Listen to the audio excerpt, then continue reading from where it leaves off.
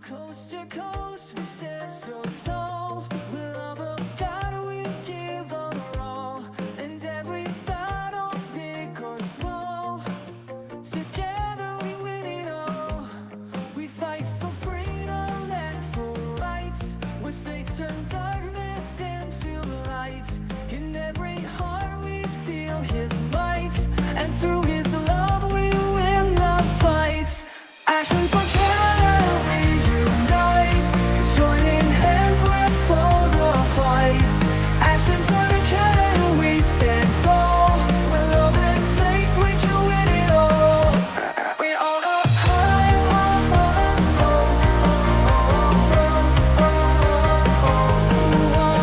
flag we lift it high, and with God we'll soar into the sky. Our people fed up with these lies, but together they can't even try. Come with us and feel the power, grace and love in every hour. Look around, it's now or never. Live the life you were meant to live. Actions are better, we unite. Joining hands with foes or fights. Action for the Canada, we stand tall. With love and faith we can win it all. We on a high,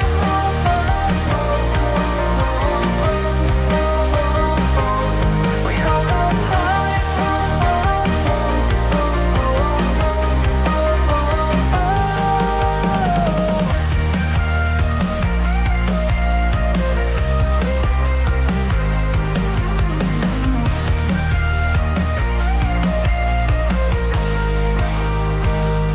We hold our flag, we lift it high, and with God we'll soar it to the sky. Our people fed up with these lies, but together they can't even try. Actions are better, we unite. Joining hands with foes or fights. Actions for the Canada, we stand tall. With love and faith we can win it all. We hold up high, we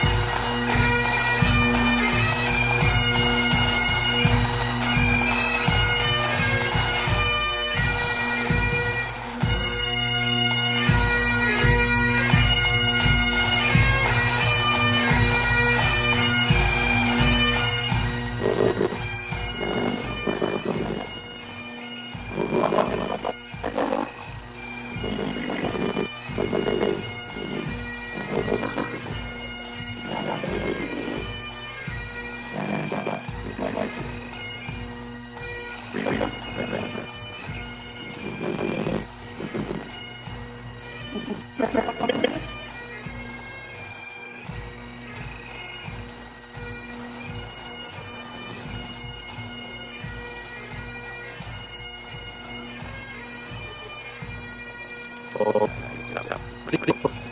right on my side. Okay, I'll get you walk through it. Okay, Canada, cellular data network.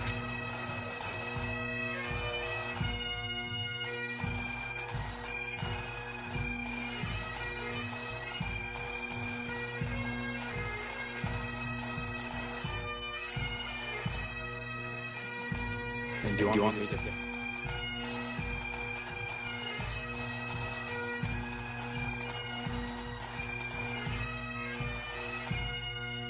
Yeah, I'm right near my microphone right now. Oh, I'm right at the microphone now.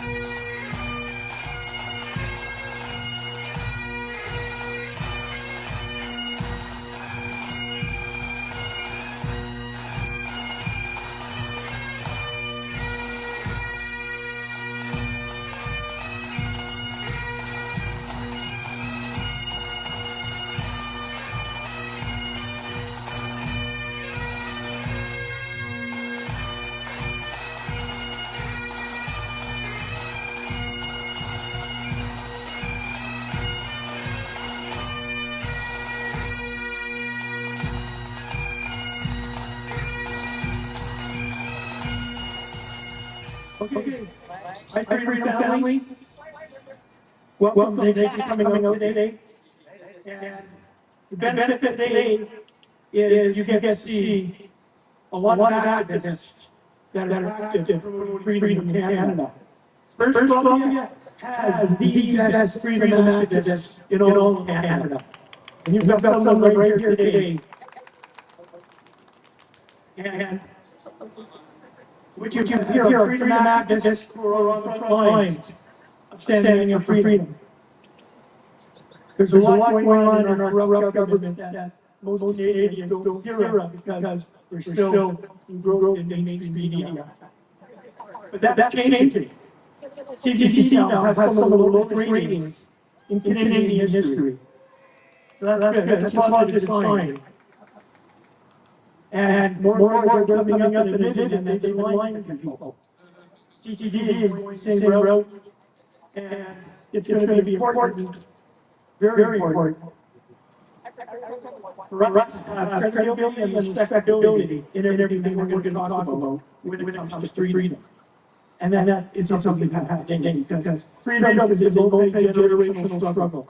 And the goal is to leave a better place for your children. And for us that are here today, anybody think it's a better place today than it was when we were kids? And the answer is no. So we got a big job ahead of us.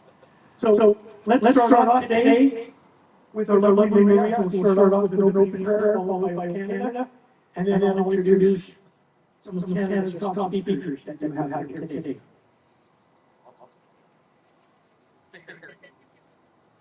Good afternoon. Can you hear me all right? Praise the Lord. Father in heaven, we thank you for this awesome day. We thank you for this land that you have given to us. This place that we call Canada. You created this place. It is your land. And you have brought us here. You have brought us here to be on your land, to serve you in your land. And we thank you, Lord, for this great and awesome nation. Father in heaven, we have turned our backs to you in this nation. And you have told us that when we turn our backs, that we can call upon you. And so we do so, Father. We call upon your name. We call upon your mercy. We ask you, Father, to look upon all the appalling things we do in this land and forgive us. Forgive us for killing the baby in the womb and saving the trees. Forgive us, Lord, for killing those who are weak, who are old, who are infirm, who are disabled, and protecting the whales. Father, forgive us that we have not called upon your name. Forgive us, Father, that we have not told you that Jesus is the Lord of this land, that he has dominion from sea to sea in this land. So, Father, forgive us. Come and heal this land. Come and heal our hearts. Pour your Spirit into us, Father, that we may truly be your light, that we may proclaim truth with love, that we may stand up for justice, that we may be people of compassion and mercy. We thank you, Father. We thank you for the blessing that you have poured out on each and every one of us. We thank you for calling each and every one of us here this day. We ask for your blessings on Tanya, on Steve, on Lloyd, and all of us who are here this day. And we proclaim that this land is sovereign. Are you praying? Jesus, Are you praying to the Lord? Are you praying? sea to sea, Or are you as walking we to the proclaim, people? our Father, There's a who difference. art in heaven, There's praying and there's walking to political people. thy kingdom come, thy will be done on earth as it is in heaven. Give us this day our daily bread, and forgive us our trespasses, as we forgive those who trespass against us. And lead us not into temptation, but deliver us from evil. For thine is the kingdom and the power and the glory forever and ever. Amen. We got a whole choir here today. It's not a little. It's not a little. Our home and ancient land. True in love in our son's command. With glowing hearts we see right the true north strong and free. From far and wide, O Canada, we stand on guard for thee. God keep our land, glorious and free. Oh, Canada, we stand on guard for thee. Oh, Canada, we stand on guard for thee. Okay.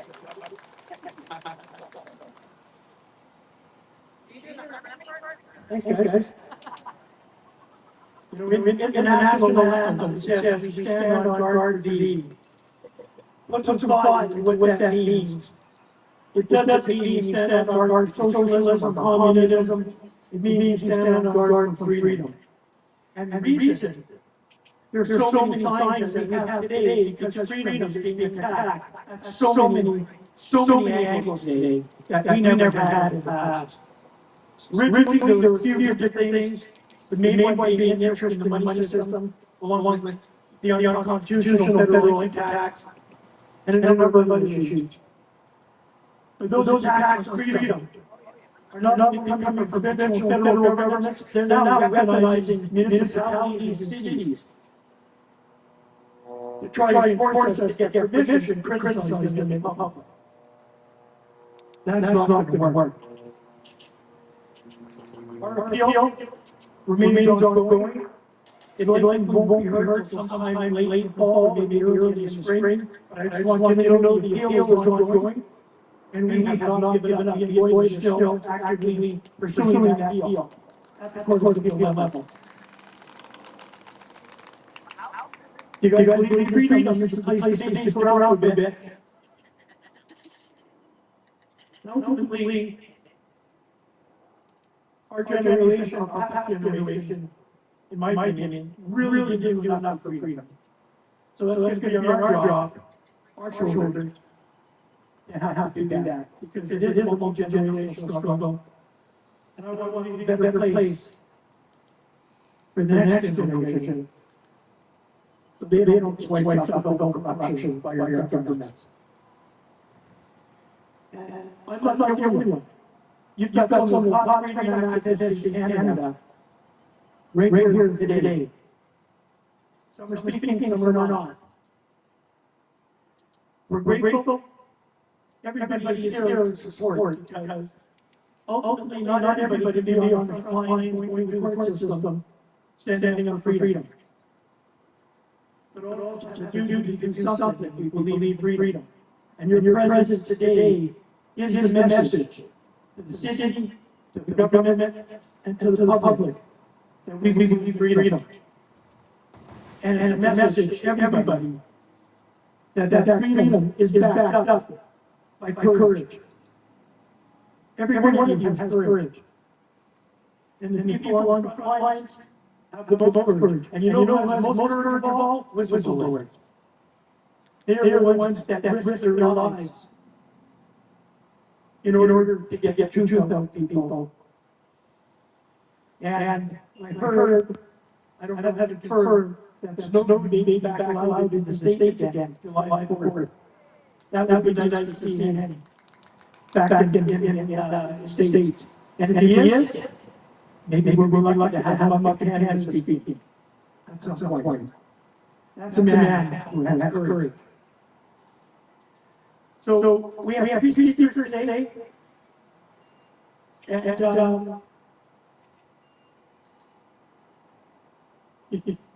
before I introduce them, I want to have Tim on for a second. You have more knowledge than I do. Come on up. Ted's got a success story I want to share. Because he heard about what I haven't heard yet. I want to share a success story with you. And then we'll get into our first speaker, which is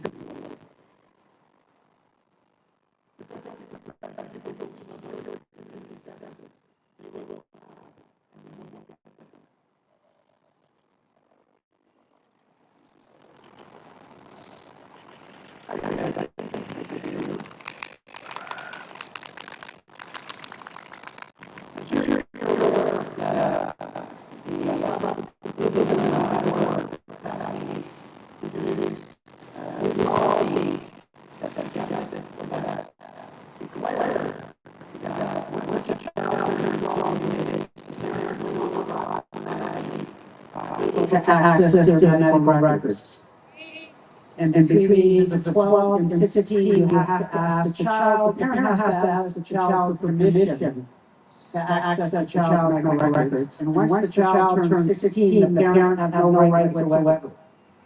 That's the kind of government that is in Newfoundland at this time. And I suggest that it's a test case to see how Canadians will respond to having your right as a parent and your responsibility as a parent taken away from you. And so that was just earlier this week, and I noticed this morning in my news feed that the government of Newfoundland has backed down.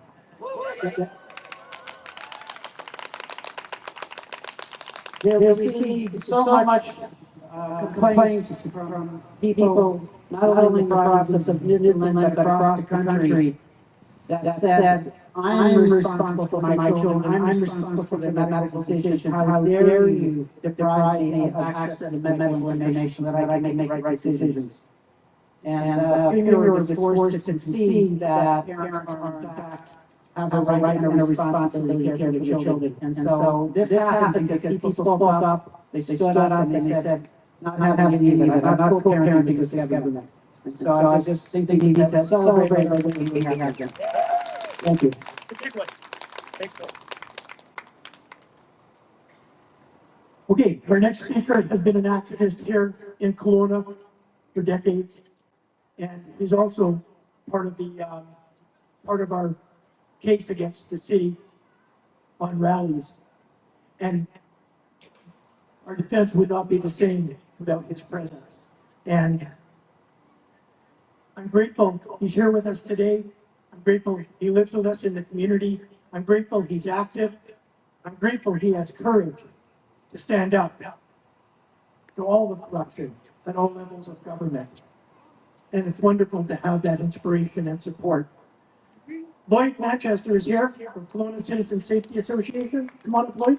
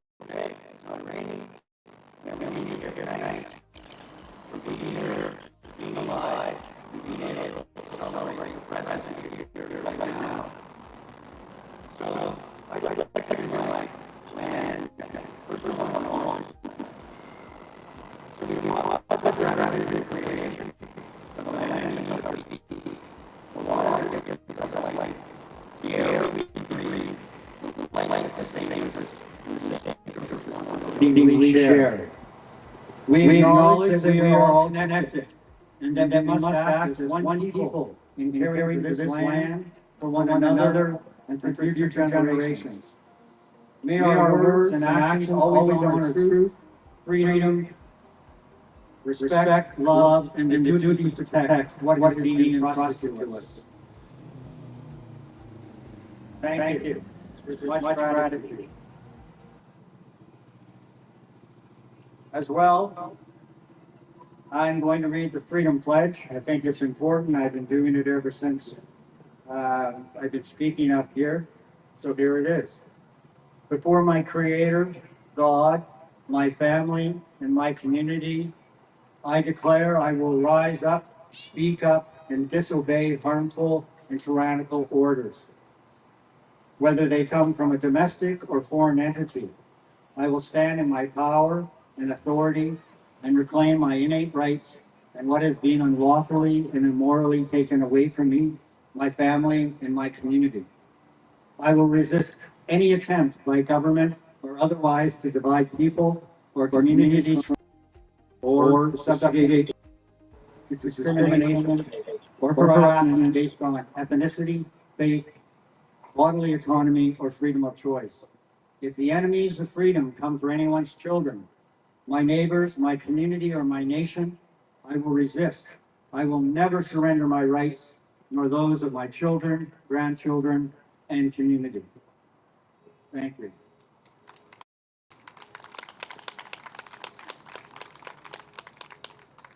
So I was listening to Ted there, who pointed out about the age of consent. Well, the age of consent in BC so far, it used to be 12. I heard that they even lowered that maybe down to 9.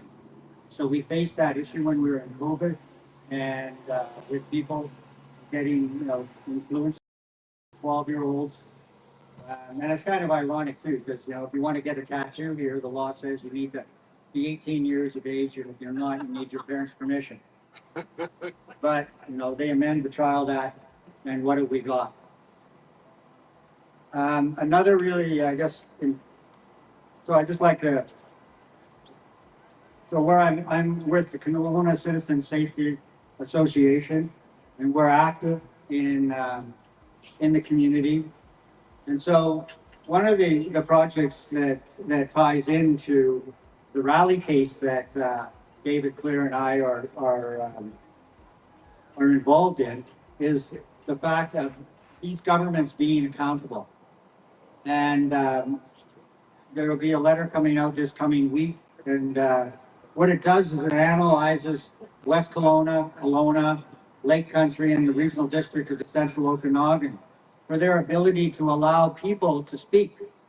So one of the things we know for sure is that because of Bill 44 and Bill 47, we have no ability to speak to a development that comes into our community, our neighborhood, that already is included in the official community plan, which is the future direction of our community.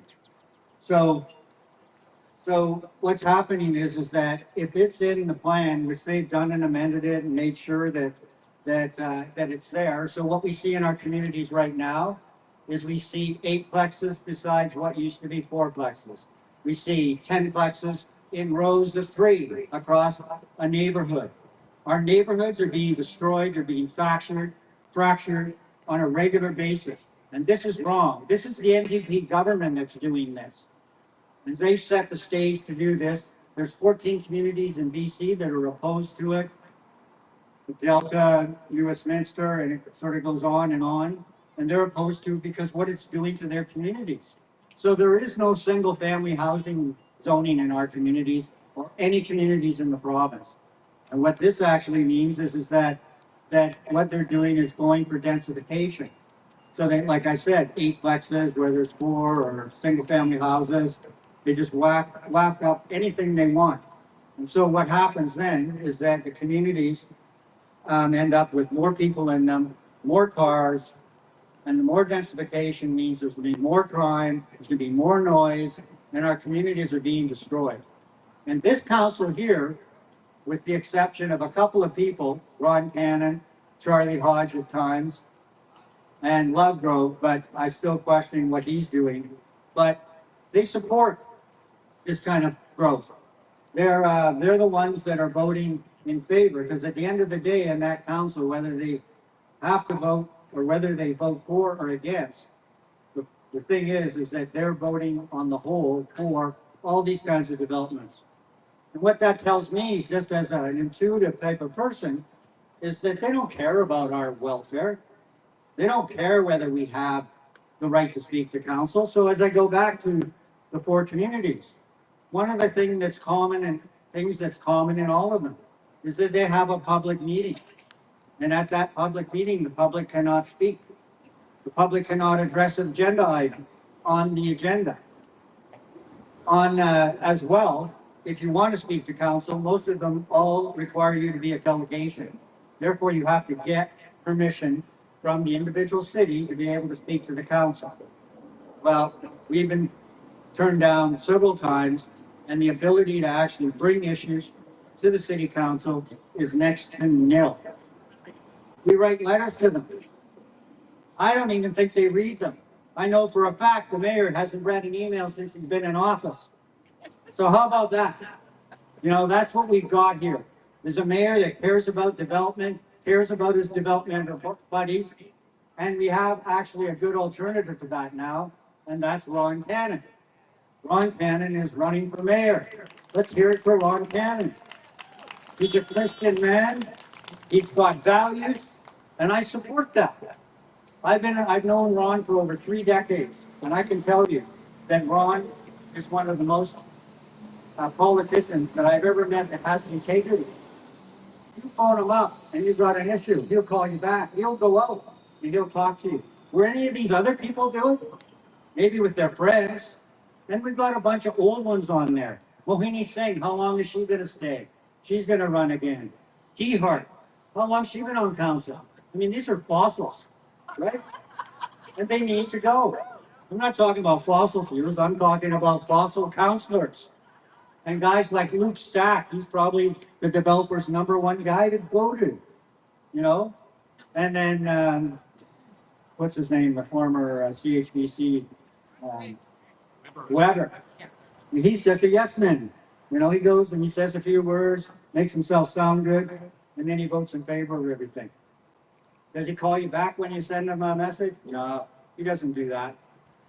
So it's really important that that when the election comes in October, that we're ready to change the slate and get rid of these people that are fossils, get rid of these people that don't care about our communities, And what we're asking the other communities to do, which ironically Kelowna has done, was that they actually have their own procedural bylaw that has their oath to the community. And that oath to the community says that they're going to act in integrity. I'm just going to synthesize it, but act in integrity. It's different than the oath that every other community or virtually in the province swears. And they're swearing it to themselves, basically.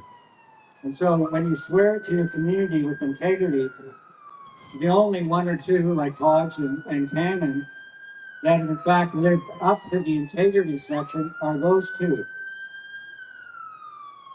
And so when it comes to the others, they're not following their oaths that they swore to the public. Because how could they be when they're letting our community be fragmented, to be downgraded, to not deal with the issues that our community is facing, like healthcare that's gone down the hill with Bill 33 or the Occupational Health and Safety Professions Act, where our doctors are told that all they can do is say what the government says. What do you want to go to a doctor for, to hear what the government says? I was just talking with Mary Lou here. She was telling me about her kids. And she said, well, they all believe in the government. Who the hell believes the government? Like, really? I mean, I never believed the government when I was a kid, and I wasn't even politically involved. And then you have all these people that believe these people that are trying to kill us. And that's not a lie. They are actually trying to kill us through our water, through our air. They're, having chemtrails falling on us all the time. Went to see Mayor Dias about that. What did the mayor do? Well, he just sat there and says, well, I can't do anything about it. It's not our jurisdiction. Well, it is their jurisdiction. If somebody comes in here and spills a bunch of pesticides, they call the hazmat crew and they clean it up and they protect the public.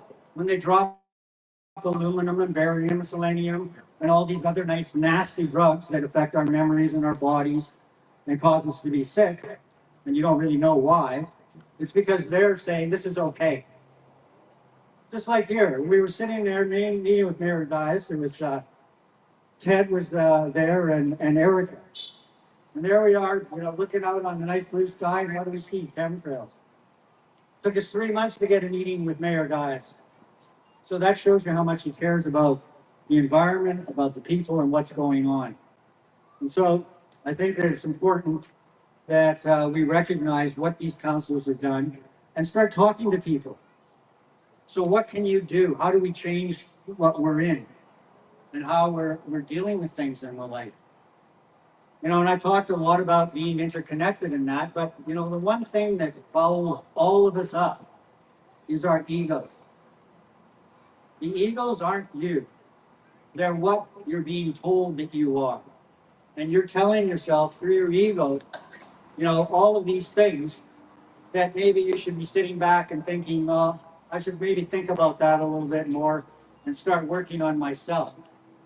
And so the more you start to get rid of your ego, because we're in a time where we realize that everything almost that we've been told has been a lie. And if it's been a lie, then why would we believe it? And then why would we not want to take those lies, which some of our belief systems are based on, why wouldn't we want to kick them out? Because when we do, we become a better person, we become a wholer person, and we become the person that can change the world. By you all being here today is changing the world. You may not think so, but you are doing it right here, right now. There's no past because that already happened. There's no future because we haven't got there yet. There's only the now, and the now is here. And why do you think they're so afraid of us? They're afraid of our power. So like all sages and even Jesus said, the power of God, of the Creator is within you. So what are they trying to do? They're trying to poison us. They're trying to psychologically fragment us. They're trying to make us, and they have done this all our lives, feel like a piece of crap. I've got teenage granddaughters, and what are they thinking about? They're thinking about how they look, how they're going to feel, how they feel about how other people think about them. Who gives a crap about what other people do? You really know what other people think about you? Tell a teenager that. You're on deaf ears on that one because they think everything is not only about them, but they've been brainwashed like we were brainwashed. You are the lucky ones. You're here. You're in the now. You want to see the world change, and you can do it. Because the biggest power that we have is thinking about the reality that we want to see. We are creator beings. Every day we get up and we say, God darn it, is it good to be alive? You bet it is. And why is that good? Because we were given a planet, a mother to nourish us. We were given a sun to give us light, to give us heat. And then we sit back and we go and we agree with all this stuff they're doing to our planet, to our skies, to our own well-being. Enough is enough. We need to take our power, and I don't care whether you write letters, whether you talk to people, all of that stuff is really important. But the most important thing that you can do is to actually think about the world you want and the world you want to see. And the more we all think about that when we get up, have gratitude and say, thank you so much, Creator, God, whichever your belief is, and let the world and let the field know that you're here, you're part of it, and you're going to make a change, because you've made a change by just being here. So I'd like to thank all of you for being here. I'd like to thank David for all his work that he's done on the rally case. We wouldn't be where we were without him. I'd like to thank the C.L.E.A.R volunteers for helping out and being here. And even in a sense, they're part of this whole rally action.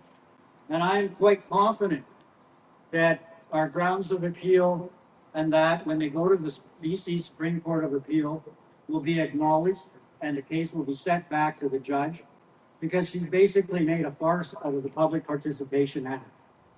So the Public Participation Act is about the big guys, the big bad wolves saying, yeah, we got lots of money, they got $1 billion budget now, and we're gonna use, how many hundreds of thousands have they already used to fight these guys from being here to talk about freedom, to talk about things that affect communities.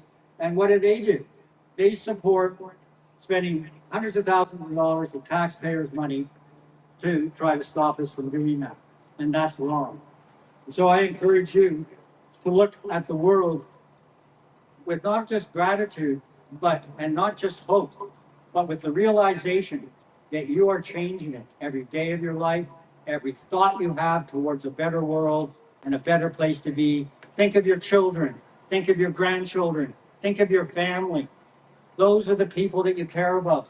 If you care about them, even if they're on a different side or they think differently, it still means that you have to give them their love and encourage them to try to take a path that's for their better health and for their better being. Thank you all for being here. Thank you so much. Have a great weekend.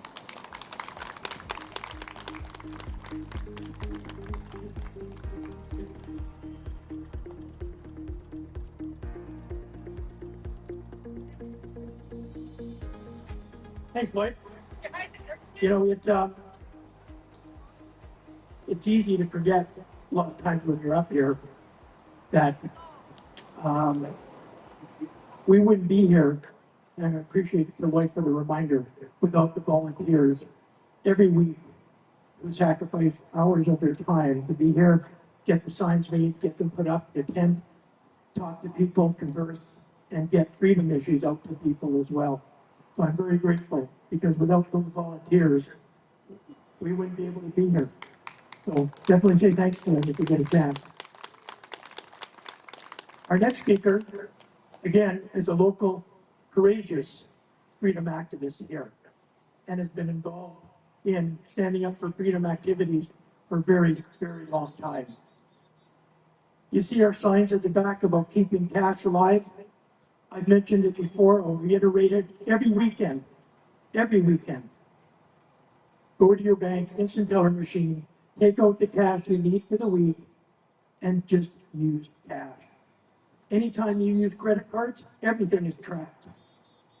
And everything you buy, purchase, can and will be used against you by some level of government at some point in the future. always use cash. Take it out every week. That's the best thing that you can be, that you can be doing for that. So cash is critically important. And Steve will be talking about basically the best way for you to be saving and investing.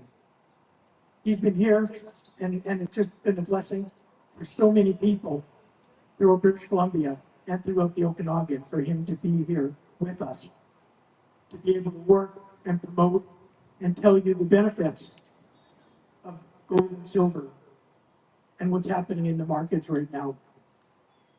It is an incredible, valuable resource. I urge everybody to support him at every chance you get. And as with all resources, what was it Joni Mitchell said? You never know what you've got till it's gone. Well, he's here. He's going to be with us for a lot more years. So let's make sure we support him and say thank you to him as well. Steve Merrill, come on up. Sun City Silver and Gold.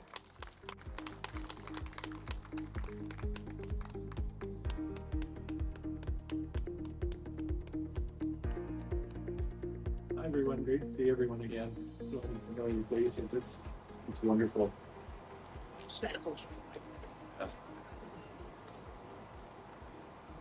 All right, check. 1, 2. Steve from Sun City. I know a lot of you, and I've been around town here since 2013 up the road on Bernard at Gordon.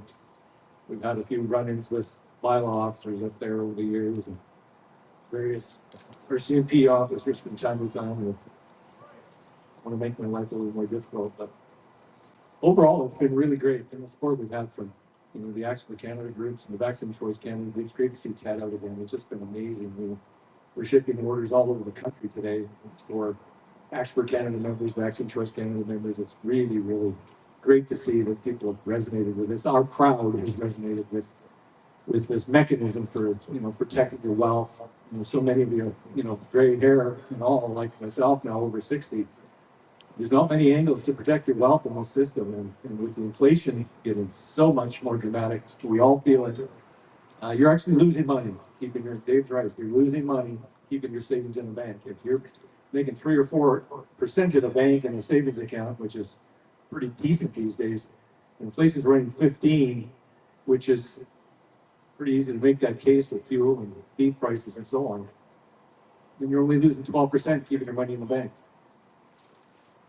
Now, the last time I stood up here talking about the metals for a little bit, I said, I think it was in October, to get ready for a wild ride, to buckle up, if you will. We experienced over the last 10 months a breakthrough in the silver price, well through $50, which was a previous all-time high. Can you imagine that in 1980, $50 silver was our previous all-time high, and it took until 2025 to recover to those levels. It took 50 years to get back to $50, despite falling supply, crazy demand, and above ground reserves that are next to nothing, next to non-existent today. So with this in mind, last October, just a refresher, Trump and his team were in China, and there was some discussion about rare earth metals. And before they were even on the plane, the Chinese government made an announcement that all refined silver would require oversight from the Chinese government. China manufactures or refines 70% of the world's silver to purity, which is where it can be used in your cell phone, or it can be used in your smart application or your solar panel, or now your AI, your robotics, and so on. 4 days later, U.S. government made an announcement through the U.S. Geological Survey that silver and copper would be added to the U.S. strategic minerals list. So you had these two events in late October that I believe sort of triggered what was a big move that we saw over the winter. It was so big, in fact, that that we went through $100. So we went from $50 to $100 US quite quickly. Now, there is a great supply-demand story to be made in the case of silver, especially because it's the second most widely used commodity on earth. A lot of people don't realize it. A lot of us hold silver and gold for the monetary properties. I do. We do it to protect our wealth. And don't get me wrong, silver and gold are money. Sound money, hard money, and they have been for thousands of years, and no banker and no paper position is ever going to change that. But it's been since the early 70s that they've been pushed out of the monetary system. It was every Western nation had silver coins, including Canada, right up till 1967. And silver and gold were somewhat turned into commodities, just everyday regular commodities after being money for so long. So it's only our generation that really doesn't know them to be money in daily circulation, but commodities. The bankers know what they are. And just as a side, central banks across the world now have added more gold to their official holdings than US treasuries. This took many, many years, 50 years, for the one to go exceed the other. So central banks around the world are now holding more gold percentage-wise than they are US treasuries, especially in the East Asia. And you wouldn't believe the central bank has added more gold in 2025 than any other. It was Poland's. Poland's central bank made a statement last fall about their foreign reserves being 20% allocated to gold, which is along the same ratio that Switzerland held gold for many, many years. Was the last country to hold anything close to 20% of the reserves in gold. So at the same time, you've got the media and mainstream bankers bad mouthing gold and silver, and they do it all the time. You never see any favorable press on these two metals. You've got central banks at the highest levels accumulating gold and record quantities. In fact, this last week, China reported their biggest import month. 162 tons of gold was imported into China in May 2026. So after 2 years of softening prices, well, not so much softening, 2 years of rising prices, but after a couple of months of softening prices, as we've seen, China goes back into the market with this 25% discount and adds more gold in May than any point in the last 2 years. China's a bit elusive as to how much gold they hold officially, but they have been making statements about their monthly imports of late. Few people know that China has long been the largest domestic producer of China, and none of that gold leaves China. They don't export. They export just about everything except for their gold, their domestic gold, and they're the largest producer of gold on earth, far exceeding South Africa. So what, I got a bit off topic there. What happened with silver? Because I'm a silver bull, I believe silver is gold, but at 95% off. And who would love to own more gold at 95% off? Well, the way we do that, in my opinion, is by stacking silver. Gold, everybody loves it. It's a pretty rock. It's very pretty. It wears well, but it has no utility. Silver is a pretty rock. It's been money just as long as gold has, and it has amazing utility, over 10,000 industrial applications. So since the bankers have pushed us off the silver and gold standard and made silver and gold commodities from a trading standpoint, silver has risen to be the second most widely used commodity on earth, which is interesting. So as well as being money, sound money, it's a valuable commodity that the world does not work without. And China's announcement that I mentioned earlier about 70% refined silver requiring oversight is really putting some stresses on the physical supply of silver. There's 7 straight years just recently announced that there's more silver demand worldwide than mine production. So every year there's about 820 to 840 million ounces of silver mined, but over the last 5 to 6 years consistently, there's been 1.1 to 1.2 billion ounces of demand. And just over the last 6 years, there's 2 billion ounces of silver that hasn't been mined, but has met the demand, along with some recycling and some above ground reserves that are starting to disappear. So in January, we saw silver really start to cook. And what was happening was a short squeeze in all sense of the word. And I know probably most of us have seen the movie Trading Places. You remember the movie where Mortimer and Randolph, I think, are the 2 commodity brokers. They run the firm in Manhattan and managed to find some information that they thought was correct on a frozen and concentrated orange juice market. And got their hands on a crop report, remember, and they were gonna kill it. They were gonna kill it because they had the information in advance. But the two stars of the show, Dan Aykroyd and Andy Murphy, subvert that little crop report, fed them some false information, and in a matter of a single trading day, Mortimer and Randolph were out of business.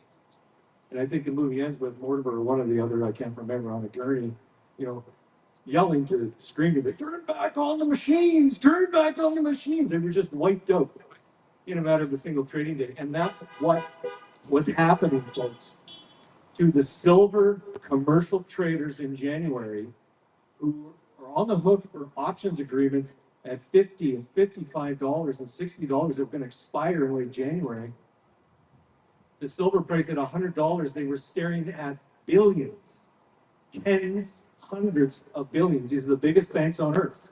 The same bank, one of the same banks, you've heard its name, it's the letter JP, paid a $920 million fine in 2016 for manipulating the silver and gold market, just like they continue to do today.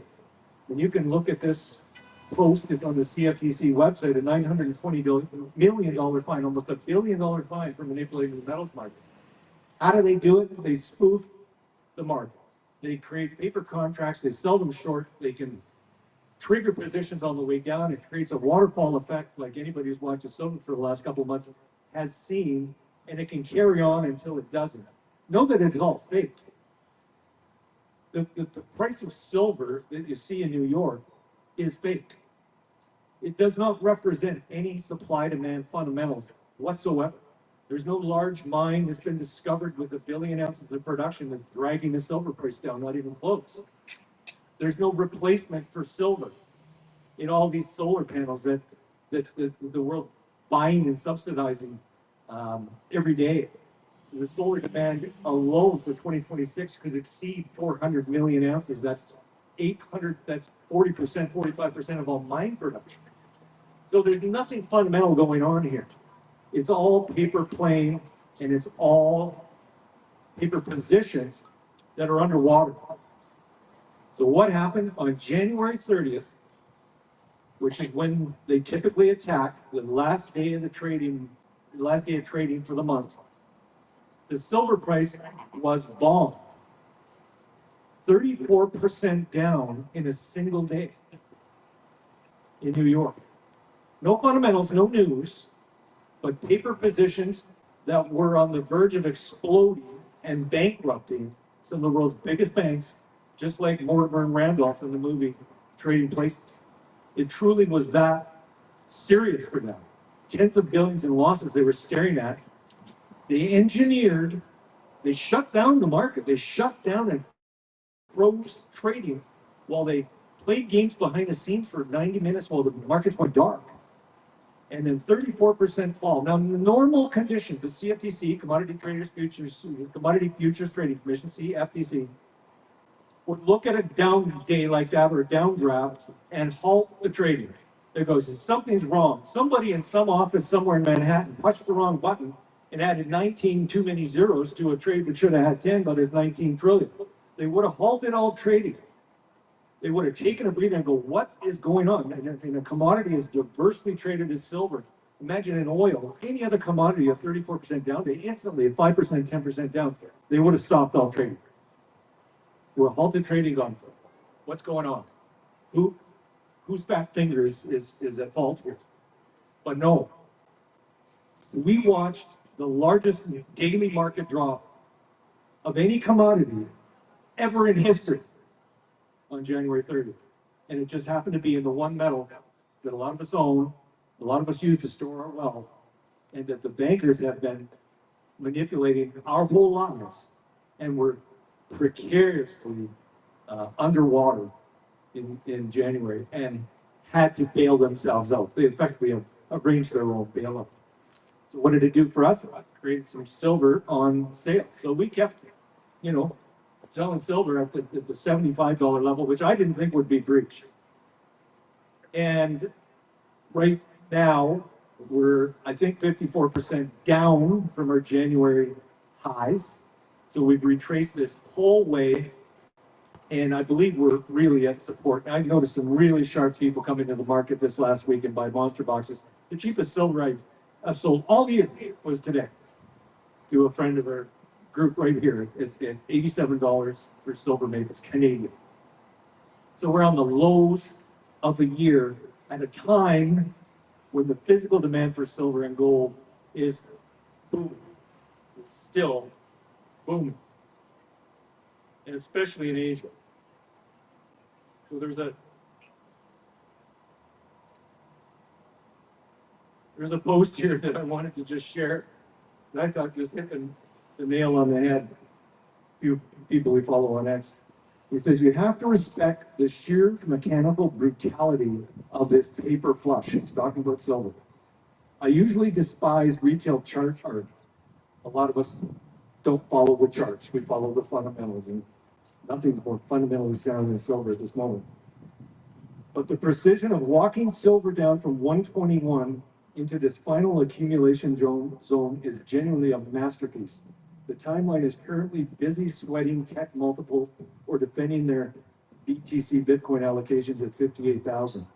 They are entirely missing what is happening underneath the hood of the precious metals complex.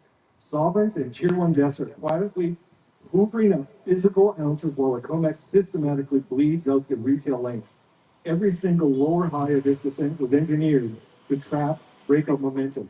They fit your hope at 96, crushed the margin at 989, and are now demanding your capitulation at 58. It is a phenomenal wealth transfer masquerading as a downtrend.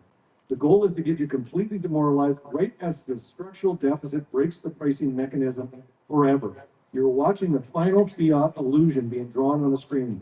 When the vaults actually run dry, your paper derivatives will not save you.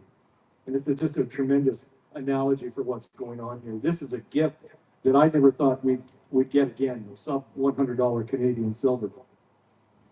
There's another post I wanted to share. The Japanese silver price closed on Friday at the equivalent of $91 US.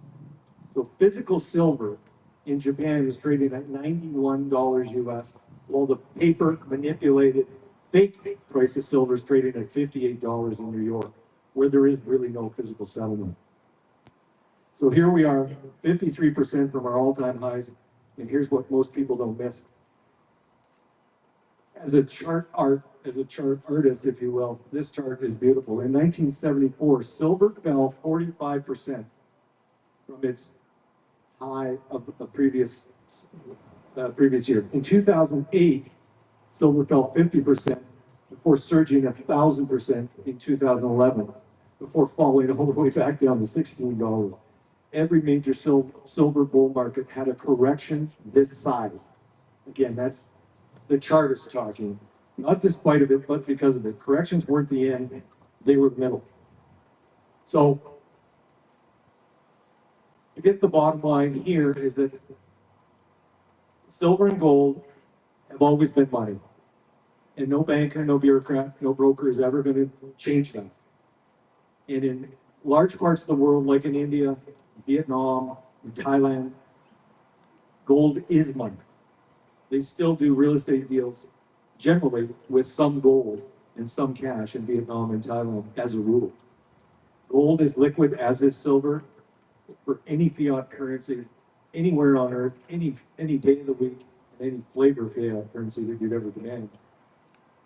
So it's on sale again.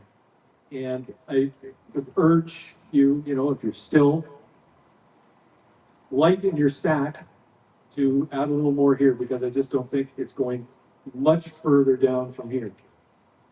And in the West, again, we're not paying $91 like they are in Japan, US. We're still paying $88 Canadian for an actual silver coin, which is barely more. In fact, it's about even with the price of silver at its peak in 1980.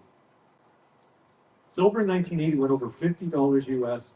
Today it's $58 US. I challenge anyone here to name another commodity that is about the same price as it was today as it was in 1980. And I know none of you can do it. I can't do it. And it's because of this conspiracy, call it, by these paper traders in New York and London, that the price is on sale again. So thank them for this wonderful gift. If you're interested in silver gold, I can help, obviously. And just remind you that it's the one true form of wealth that cannot be destroyed. It cannot be seized. It needs nobody's permission. Today we know that, interacts are limited and I can't wire money. I just had a check show up from Prince George yesterday that was sent on April 19th. It arrived finally after a $29,000 draft has been missing in the mail for 10 weeks. It just showed up. And the gift of this, we booked this girl's order at, I think it was about $121 silver. And thanks to Canada Post doing what they do, delivering mail 10 weeks later. She's going to rebook that order at $88. So good news for her. Thanks very much, everyone. I'm over on the side here with Tanya, and I urge you to hang around for Tanya because she's got some great stuff to deliver as well. And then thank Dave again for hosting these rallies. It's really important that we continue and that we continue to network and continue to share stories with each other, because these little chat bots that we carry around on the phones just don't have that personal touch. And I'm always happy to be here. So thanks very much.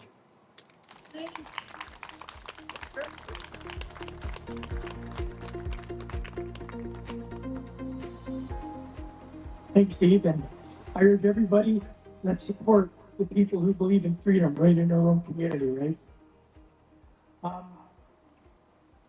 6 years ago, almost to the day, was an opportunity that came up. And it was interesting because I just happened to be in Victoria for Canada Day. And this woman was up there speaking. And in the course of speaking, she was promoting the fact that Canada was a Christian country.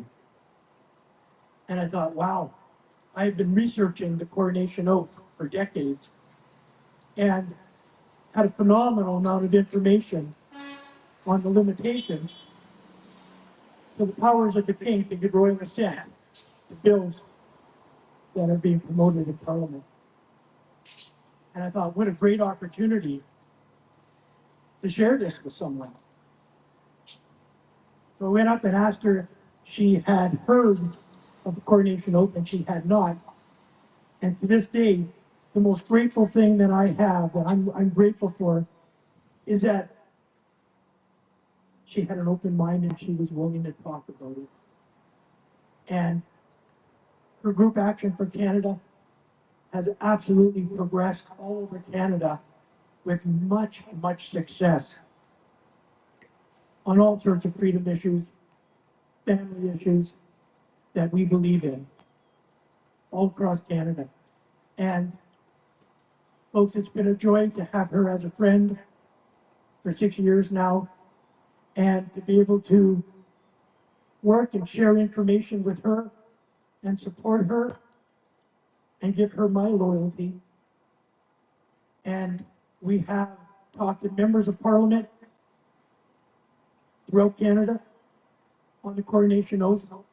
And it's only been since December of last year that we've really started to promote this issue at the level of the Governor General and members of Parliament.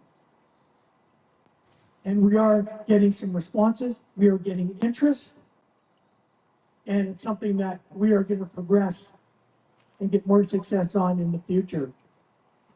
Tanya's had a lot of success in Alberta and various other places throughout Canada, and to have her here today with us talking about not only her successes, but the inevitable attacks that happen on all of us who believe in freedom. Tanya, come on up. Right behind me? I thought you were over there still.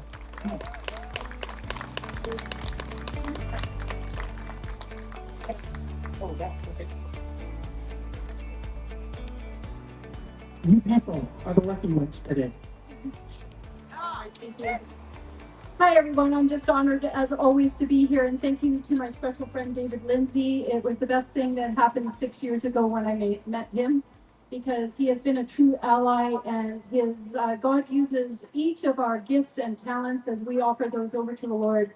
And what can come from that can be truly miraculous. So I always start out by saying something. If you know me, you're going to join in with me. But I thank God and God alone for the ground that I'm standing on. So we've been very busy since I was last here. And so I'm just going to get right into this because I'm excited to tell you about some of the news and some of the things that we've been doing. So we have continued to run our call to action campaigns while increasing our focus on lobbying government at all levels and spending real time educating officials on the critical issues facing our nation. For decades, they have only been heavily lobbied by activist groups. A minority, a small minority of the population are the ones that started lobbying government with their agenda, and that grew and grew and grew while we were naively raising our kids. I'm not placing blame on anybody. Raising our kids and going to school and going to church on Sundays, or working really really hard to have a home and a family. And so while this was going on, it was a minority of the population. I really want to encourage you, because sometimes we can look today and we can say, where are the thousands of people that were here a few years ago when we were in the heat of COVID? And there was a crisis and everybody was feeling it, and they felt that their rights were being affected. And the noose was loosened by the government, provincially, federally, at the municipal levels. And so people have gone back to their jobs and their work, but they're feeling it when they go to the grocery store. They're feeling it when they go to the gas pump. They're feeling it on the taxes in the house and the cost of things and paying a mortgage and or trying to pay rent. And yet they don't get it. The noose just slightly loosened, and they have tightened and tightened and tightened since the scam of COVID has passed. And so it's about education. So even though it could be considered there's a minority of people here today, remember it was a minority that got us into this, and it's a minority that is going to work to get us out. But it sure would be nice if a majority was showing up. We could get through it a little quicker. And that's your responsibility. It's not being shy about passing on the news and information that comes through your, whether social media or through your email. You have friends, you have family who were deceived during COVID, and they're waking up. Are you helping them to wake up further on the issues that we are facing? So whether it's the LGBTQ agenda, climate change, alarmists, or foreign groups demanding special accommodations, we need to be speaking out on these issues. There are influential factions within the Muslim, Sikh, Hindu, and Chinese communities who are actively vying for power and control, working to transplant their failed foreign systems of governance into Canada and infiltrating key positions to advance their own interests above those of our nation. But because of weak, pandering politicians who wrongly believe Canada is a multicultural nation, or a secular nation, or a post-national state with no core identity, they have foolishly bought into it. They are facilitating and funding a takeover. Terrorist organizations are setting up camp, infiltrating all levels of government, wearing suits, smiling, and using their trusted positions to take over from within without a shot being fired. The Bible says that for lack of knowledge, people perish. As Hosea 4:6 tells us, my people are destroyed for lack of knowledge. You can see how that has unfolded in the years, right? That is why for the last 11 years, Action for Canada has been working tirelessly to educate the public on every topic of concern, no matter how controversial. We have consistently been ahead of the curve every step of the way. And I've come to phrase a term where Trudeau said that we were the fringe, and Action for Canada has been the fringe of the fringe. Because sometimes even within the freedom community, the issues that we were talking on, they weren't ready to hear yet. But you give them a year and all of a sudden they're catching up, whether it was on SOGI, whether it was on the issue of this mass migration, whether it was on the Indians and the massive land grabs and trying to say, hey, they're being exploited too, we need to speak out even on their behalf. And many would instantly reject it, but now they're all catching up. I think we've discussed every controversial issue there is. we're addressing them. And I thank God that the major population in Canada is understanding that we were on the right side of this. Praise the Lord. The persistent work has produced some major tangible wins that are already changing lives. In Alberta, after years of pressure from Parents in Action for Canada, we saw the removal a year ago of pornographic and sexually explicit books from school libraries last year in Alberta. This occurred because 2 years ago, we sent a 3-inch binder to the government and education minister telling them the measurable harms of SOGI 123 and these pornographic books on the hearts and minds of our children.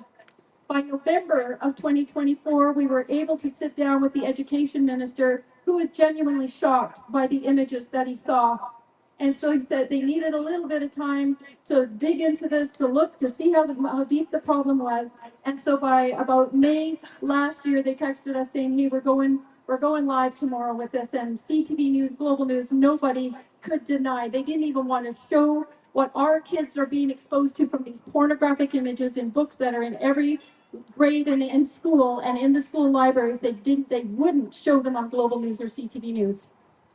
Let that sink in for a moment, the corruption that goes on with these people as if they have no moral fiber in mainstream media any longer. It is disgusting. So anyways, we began to say thank you so much for working in the process. It's still a process in removing these books because there are school board trustees that are activists that are trying to maintain and keep these books, saying it's about book banning, which we know it's not. You wouldn't be handing Playboy out at school, and you're certainly not going to be permitted to justify putting these books in the hands of children. So we continued on saying SOGI is a problem. This is destroying the hearts and minds of kids. You are putting an idea in there that they would never normally have. There is no such thing as a trans child.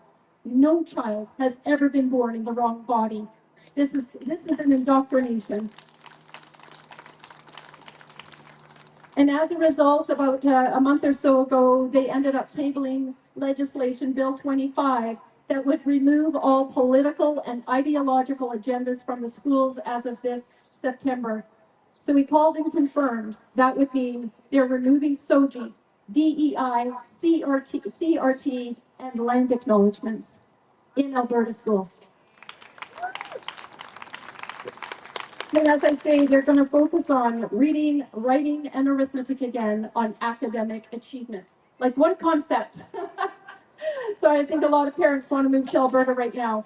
But we are working on this in other provinces as well, serving them with a binder, educating them, serving them the notice of liability, saying there's measurable harms to children. Do you know that our kids are graduating in reading, writing, and arithmetic somewhere between 60 and 67%? And now you think about, the business industry. Who are they going to hire if they don't know how to do math? If they don't know how to write? But you can bet that I just heard the other day, I was sitting on a plane next to a Chinese lady, and she was visiting here. She's from the United States. And she said, she says so many Caucasian people are now sending their children to Chinese schools because they are hyper-focused on educating their kids. They are the ones that are going to come in and be able to take over these jobs that our kids will not be able to fulfill because of a failure to educate them properly. So we also celebrated last year a significant win in Winnipeg, where one of the largest proposed 15-minute cities was shut down. Although we remain on our toes as they try to regroup and to come up with a different agenda in order to continue. It was 18 districts within the Winnipeg metropolitan region. They were trying to remove local representation by the mayor of Winnipeg. He was kind of head of this WMR. And then they were going to implement all kinds of 15-minute city agendas. And we literally were able to tear that down. That was Pierre, our chapter leader, and myself staying up late at night till midnight and then rallying the people to come to events. And so the first event, because we didn't know about it, was a public event. There was about 100 people that showed up. And they passed the first stage, and then they had to have a second one. And so then this time we were ready for them, and we got 1,000 people to show up at that event. The beauty was is they had to shut it down because their policy was they had to have room to accommodate everyone. And the room only accommodated about a couple of hundred people. So the mayor, he made a shot out the back door to his little black SUV as Pierre was following him out the door recording. Where are you going, Mayor Gillen? Where are you going? Like this. So it shows you what you can do. Part of it is about educating the elected officials. Do you actually know it's not about environmental? I mean, we have, even under our biblical standards, we're supposed to take care of the environment. We have a duty to do that. That's not what this is about. Climate change is a complete farce. They need to see the information, and that new report that came out, we went after the city of Calgary as well because they were going to put some restrictions in. They were having a policy vote on their climate emergency policy, and we had a majority, 10-5. They voted against reinstating it. So it, again, you may feel like, what can I do? Seems like we're writing letters all the time, and you have to. Action for Canada is always sending out calls to action campaigns. We provide the letter, a template. We say, or write your own. Take 5 minutes to learn how to copy that, paste it in your email, and then we give you the email addresses. This is critically important, and we're gaining back so much ground by doing this, even with people who are very much used to supporting a kind of a leftist ideology, because the public backlash, the public opposition, the public participation are voters. And this is what it's always been about. If you're the squeaky wheel and the loudest one screaming, you know what? That's what's going to get the attention. And that's why Pierre Poilievre is finally starting to talk on the issues. I'm still a PPC Maxime Bernier, supporter. Rod Taylor is awesome with the Christian Heritage Party, but as far as I'm concerned, the Conservative Party is not doing what they need to do. And if they step up right now because of public opinion, when their very membership states that it's based on traditional values, they owe everybody a refund, right? They supported same-sex marriage. They haven't spoken out about the mass migration until this voice from our side was being raised up with how unsettled we are about the amount of terrorists that are being permitted here. So your action and your time is absolutely critical. If you can do nothing else but support Action for Canada by copying and pasting one of those letters, do it.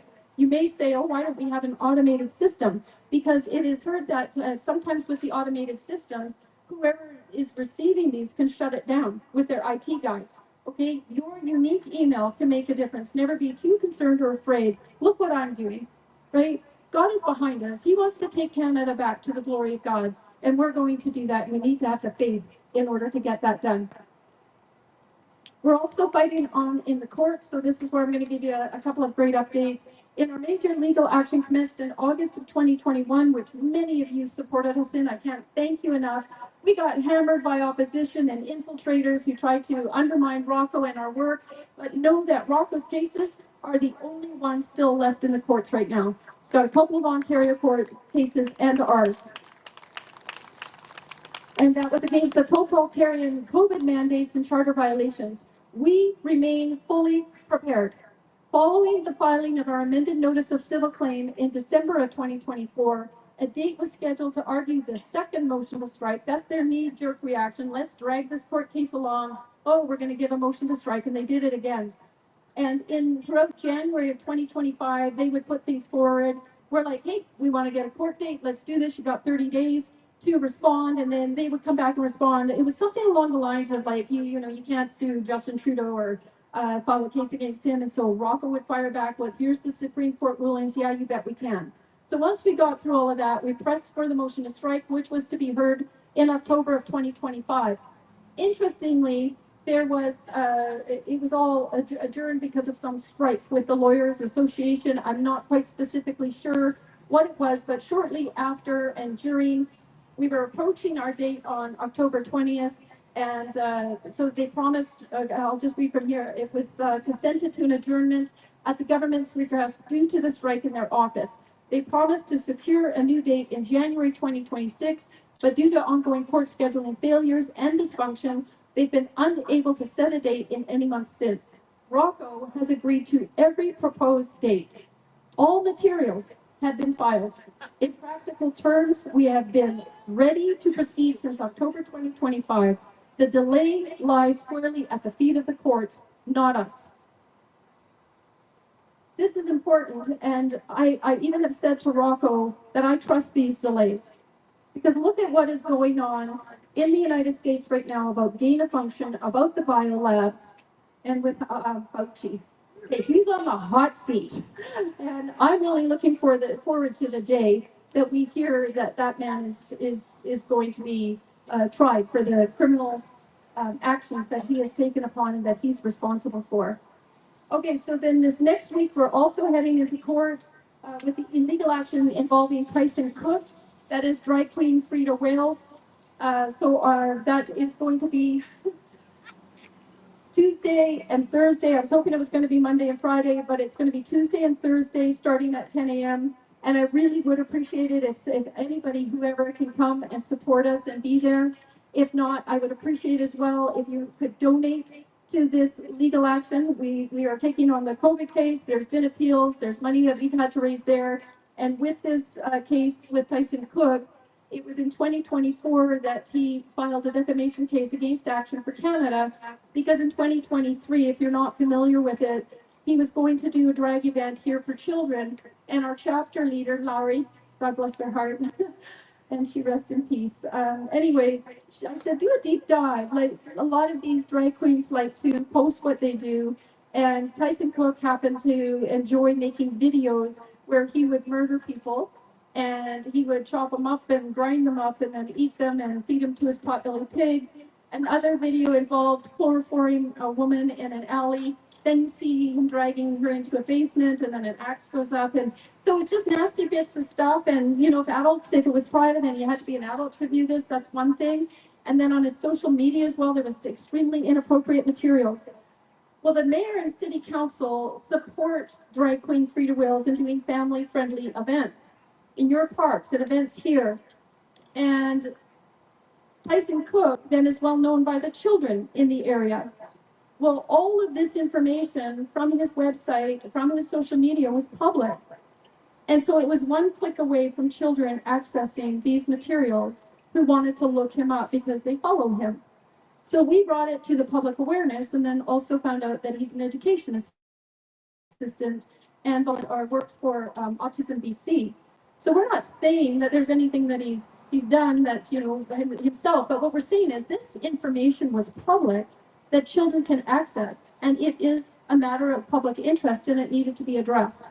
And even though all of the information on our website comes off his website, his videos, you can see compilations and different things, they still decided to say that was defamation in order to, expose this. So that led to us filing a large affidavit with all of the evidence last May. Scott Silver was his lawyer, and within 24 hours, Scott Silver contacted Lee Turner, my lawyer, and he said, I want to adjourn this indefinitely.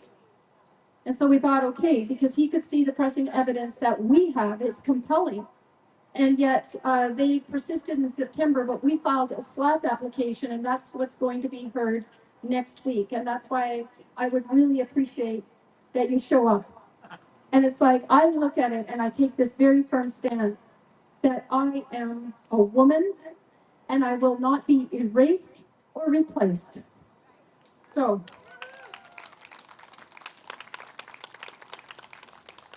last September, Kim is our national chapter leader coordinator, and she lives in Calgary.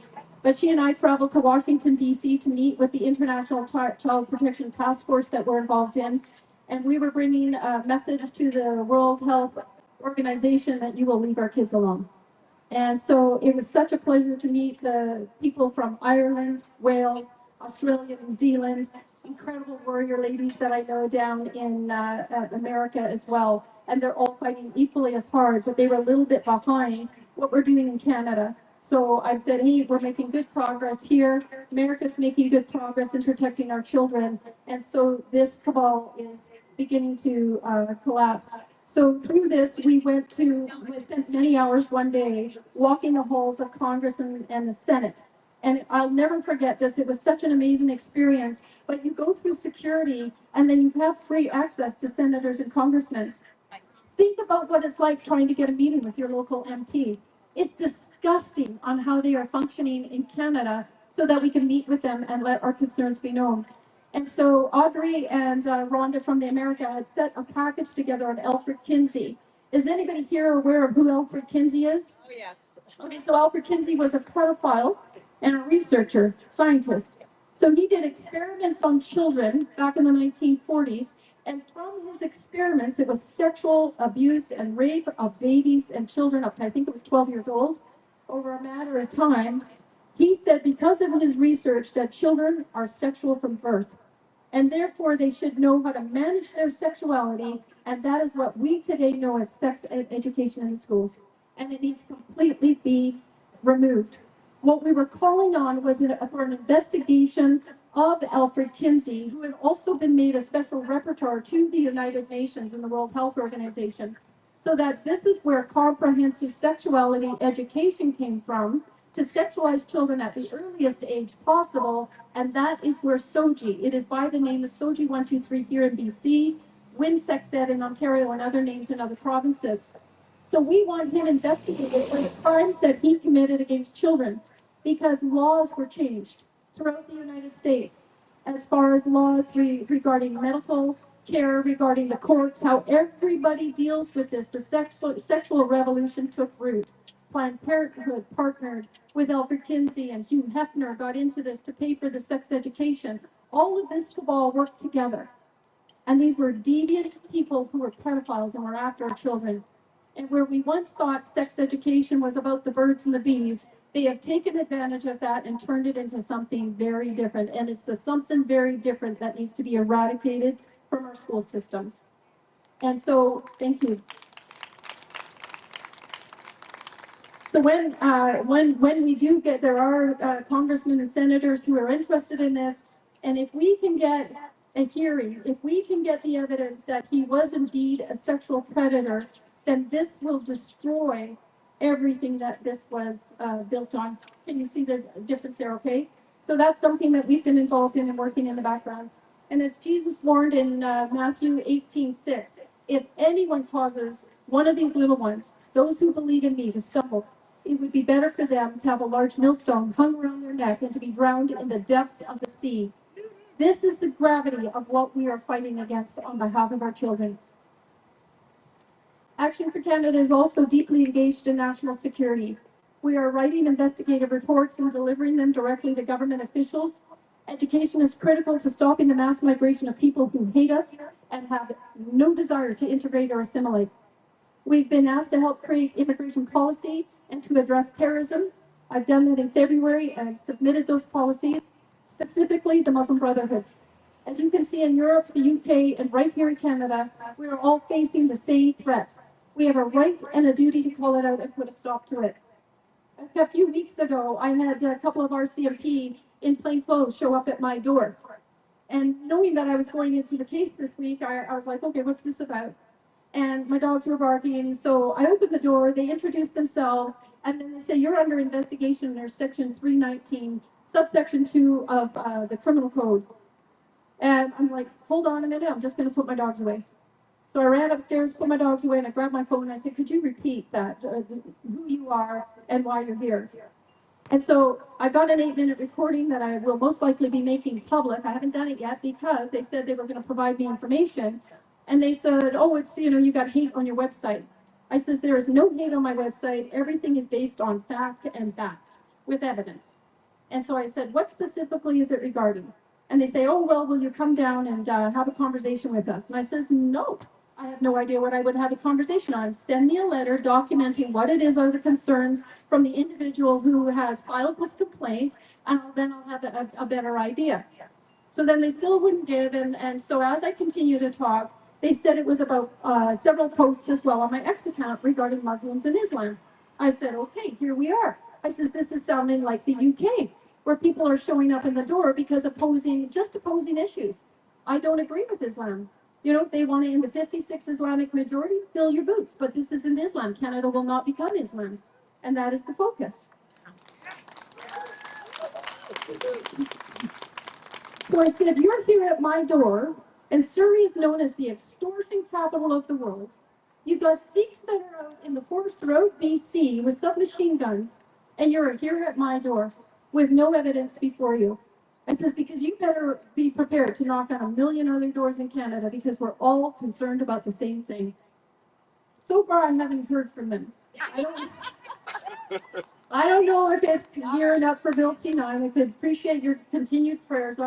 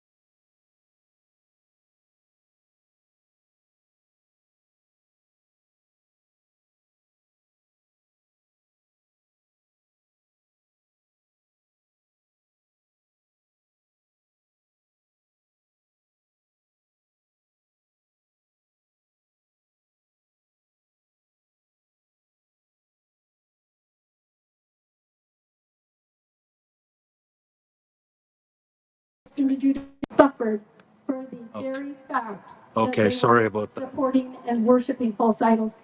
They were sacrificing their children. What are we doing? Over 100,000 babies murdered in the womb every year. Our children are being sterilized and mutilated through SOGI 1 through 3, leading them to this path of questioning who they were. So this may be modern time Old Testament biblical history. But it is amazing that God hasn't brought fire down upon Canada. He's being gracious and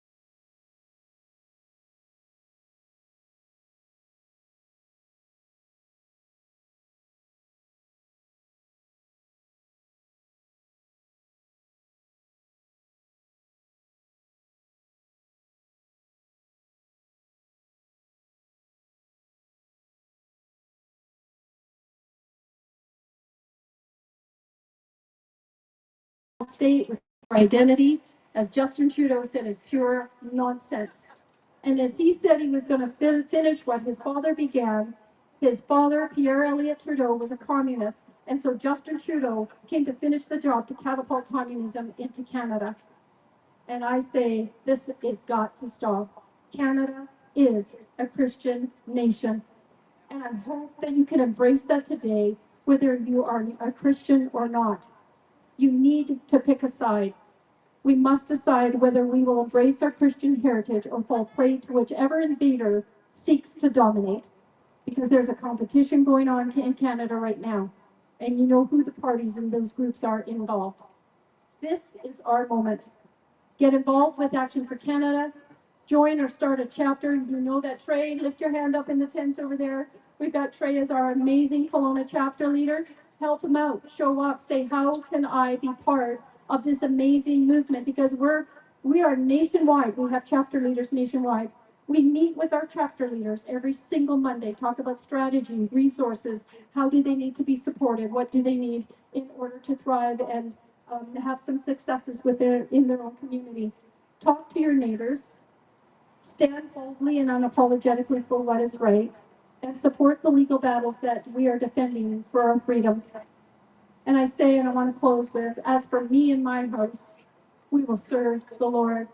So thank you, God bless you, and God bless Canada.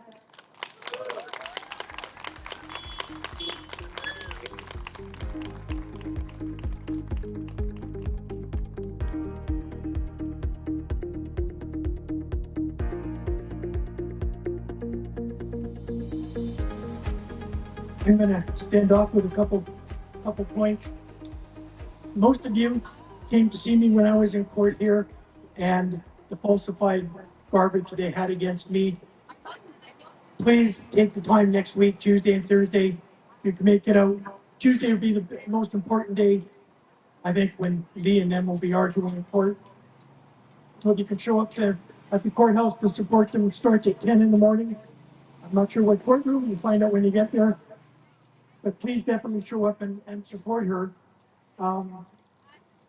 Make no mistake, and I've said this before, if we were not effective, they would not be attacking us. We may not know and visibly see the benefits of what we're doing, but hundreds of people walked down the sidewalk today, saw our signs, took pictures, some of them even listened. We don't know the seeds that we're planting. I'm here today because I got a letter in the mail 35 years ago from the Michael Journal in Quebec. And there was a little article about why income tax is unconstitutional in Canada. If I didn't get that, none of us would be here today. I wouldn't be here today. Who knows where I'd be? You don't know the seeds and what they're going to do, but they are going to get planted. They will take root in a lot of people.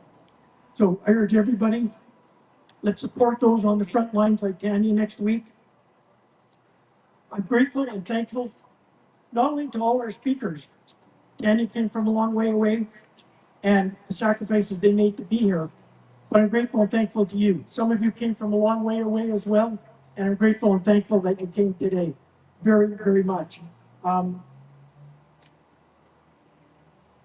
I said, that the next, we moved the July rally. It's supposed to be next Saturday. We moved it up to this Saturday because Tanya's in court next week. It was just better to work it that way. So the next rally down here will be August the 1st. Next Saturday, we will be back out on the highway again. And I'm grateful, once again, that everybody came today. Please share all this knowledge and information with your friends and get their support. Governments can be turned around. Look at Newfoundland. They can be turned around. The elections are coming in the fall, and we can make definitely a big difference here in Kelowna and get rid of these socialists that are getting these positions of power. So thank you very much for coming. Take a few minutes to talk to Tanya. Steve Merrill is here. Definitely take some time to talk to him. And yeah, and thank you very much for coming out. And we'll see you guys in a week or two.